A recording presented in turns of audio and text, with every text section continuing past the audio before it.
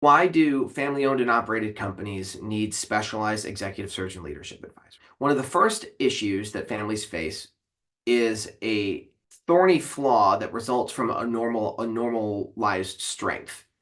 And that is the incredibly low turnover that family businesses tend to foster in their cultures. Families are great at loyalty to their employees. You'll find in their businesses that people work at their company for 20, 30, 40 years. Some family companies even have multi-generational employees where kids grew up watching their parents go to work at a family business, and then when those kids come of age, they too work at a family company. This type of low turnover creates incredible culture. However, it creates challenges at times of transition.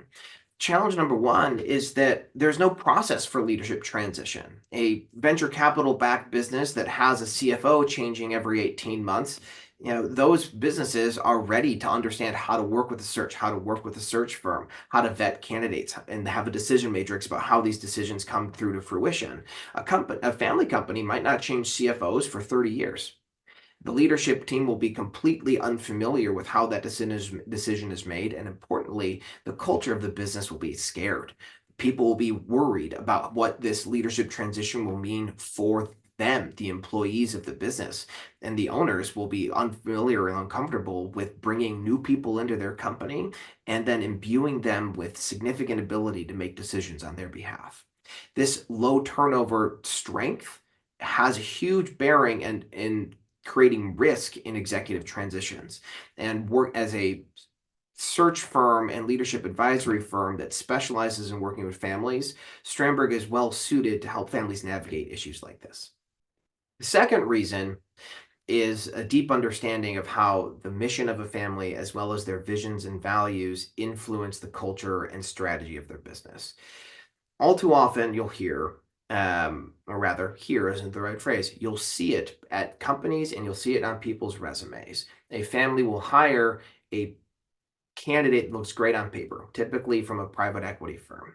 That PE executive has worked in the same industry as the family has. They've got great stats that demonstrate growth and metrics that the family is interested in. That person comes over, they're thinking, oh boy, I get to work with this family, everything's going to be great.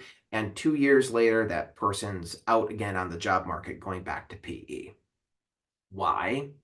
It has nothing to do with the fact that this person was in the industry. It has everything to do with the motives and values they bring to the organization, how they expect to be compensated, how they drive the business is in line with their own expectations of compensation, and the concerns of the organization and culture about adopting new leadership. Understanding missions, visions, and values is in part understanding how a family thinks and sees about itself. It's part how the people who work for that family, the employees and the culture around the family, work with that family to achieve the shared vision of success. And it's also about the motives, values, and preferences of the people who are coming to join that business.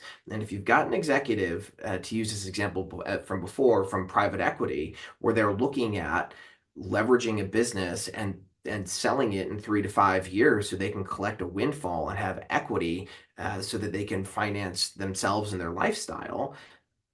That is a great way to pursue a career and a great way to build wealth. Most of the multi-generational family companies that we work with would never gel with an individual that's looking to build value in 3 to 5 years and sell. And it doesn't matter about industry. That is a question of who the executive is and the individual and what drives them versus who the family and their culture are and what drives their model. If those two things don't mix, that great industry match is going to fail every time. Final point is this: your family works in the company. That creates unique wrinkles that are not going to exist in any other model. It's great that your son or your daughter is working with you, or your niece and your nephew, or maybe your siblings in the business. Sometimes the family isn't in the business at all, but they are in the shareholder group. No matter what those circumstances are, the identity of your family overlaps with the identity of your business. And outside people need to understand that. You, as a family, need to be able to articulate your values and how you work together towards whatever goals you have as a family. And the people that you're bringing into your business need to understand how to work with that and need to be able to get in line with who you are as people and understand that because you are a family-owned company, that will mean certain things are not going to be on the table. And if those expectations are not understood from the family understanding the candidate and the candidate understanding the needs of the family, you will once again get a mismatch as the job will manifest differently than described if you only focus it on what the needs of the business are in terms of profitability and performance management and the candidate's background and bullet points therein. We've covered the flaws of industry-specific search firms and how a family-specific approach can benefit a family. But what does it mean to work with a family talent advisor? Tune in next week as we cover what to expect when you work with a firm like Strandberg. And if you'd like to learn more about these topics, check out our blog. It's in the link below, or you can visit us at www.strandberg.com.